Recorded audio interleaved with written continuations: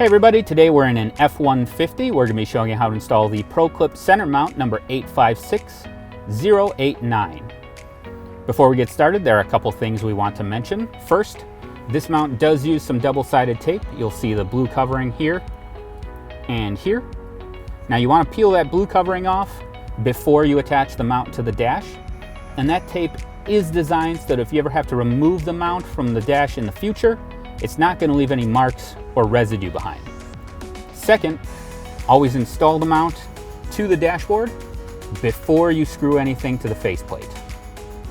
So with that, we'll get started. So this mount does snap into the seams of the vent. The first one is going to be right at the bottom here, the hard plastic that's right below the last louver, and exactly the opposite on the top, the hard plastic piece on top, right above the top louver. And this mount can actually be installed in the vents on either side of the screen. So if you want it on the passenger side, you could do that as well. First thing you want to do is install the bottom lip. And when you look at the mount, you'll see that one of the lips has squared off corners like this. The other lip has the corners cut off. The corners cut off lip is the top.